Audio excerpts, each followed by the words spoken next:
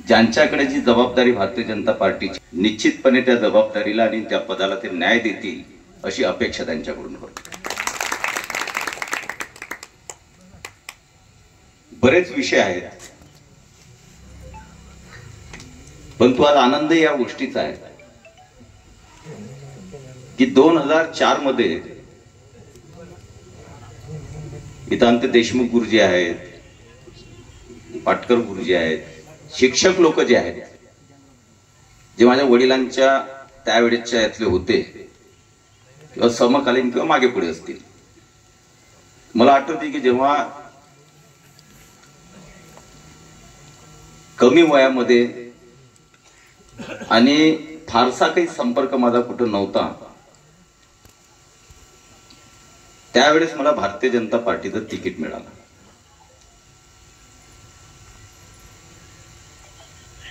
आणि तिकीट मिळाल्यानंतर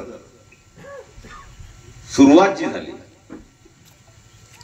आणि जिथून आशीर्वाद मिळाले, की ज्या गावाबद्दल राजकारणाचा प्रभाव असलेलं गाव म्हटलं जातं पळशी झाशी, त्या गावातूनच सुरुवात पासून आशीर्वाद मिळाले. जी सभा पहिली श्रीकांत भाऊच्या घरासमोर म्हणजे चौकामध्ये झाली आणि आमचे तांगडेजी त्यावेळेस त्या सभेचे अध्यक्ष होते, खऱ्या अर्थानं त्या पिरियड मध्ये पूर्ण मतदारसंघामध्ये ओळख नसताना, संपर्क नसताना एक बळ देण्याचं काम त्यावेळी या सगळ्या मंडळींनी 2004 मध्ये केलं. आणि आज सुद्धा 2024 मध्ये जेव्हा आपण इथं सगळे बसलेलो आहोत, तर आनंद या गोष्टीचा आहे की सर्व मंडळी आज भारतीय जनता पार्टीमध्ये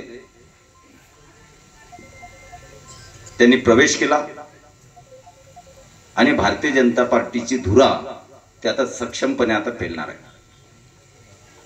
पाटकर गुरुजींनी सांगितलं की त्यावेळेस ते बघा की भारतीय जनता पार्टीची ती पहिली सभा होती पळशी झाशी मध्ये, आणि सर्व नियोजन श्रीकांत भाऊ आणि त्यांचे वडील आणि बाकीचे सगळ्या, तरी वैयक्तिकरित्या माझ्यासाठी त्यांनी सभेचं नियोजन केलं आणि तिथून श्री गणेशा सुरुवात झाला.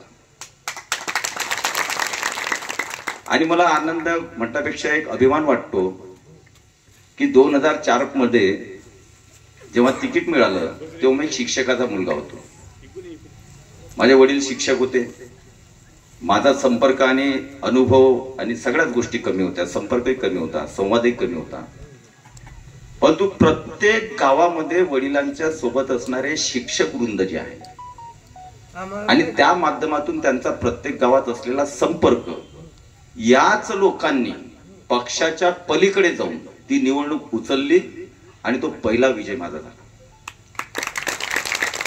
आज तर भारतीय जनता पार्टीचं कुटुंब हे वाढतं कुटुंब आहे.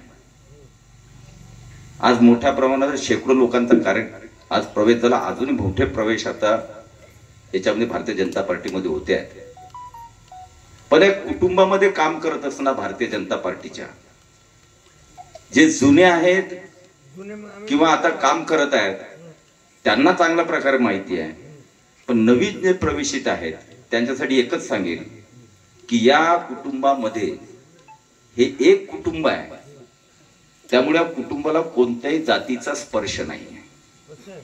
जाती विरहित हे कुटुंब आहे आणि त्यामुळे याचा उत्तरोत्तर प्रगती होते आहे. गेले थोडा वेळ आता बाहेर गेलेलं बरोबर आहे, क्षण सुद्धा माझ्यासाठी आहे. त्यामध्ये अशा जो भारतीय जनता पार्टीचं कुटुंब जे आहे, या फक्त एकच ध्यानात ठेवायचं असते, बाकी काही नाही.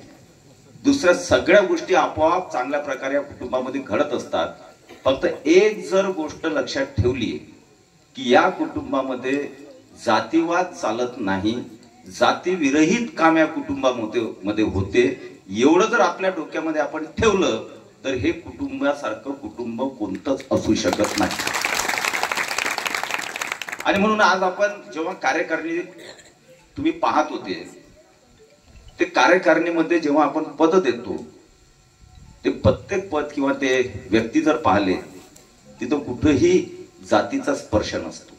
जो काम करतो, ज्याची इच्छा आहे आणि ते बघून या पार्टीमध्ये काम करण्यास वाव दिला जातो, संधी दिला जातो आणि सर्व समाजाचे लोक एकत्रितपणे या पार्टीमध्ये काम करतात. आणि 2004 मध्ये 1-2 वक्त्यांनी सांगितलं की त्यापूर्वीची परिस्थिती काय होती, त्या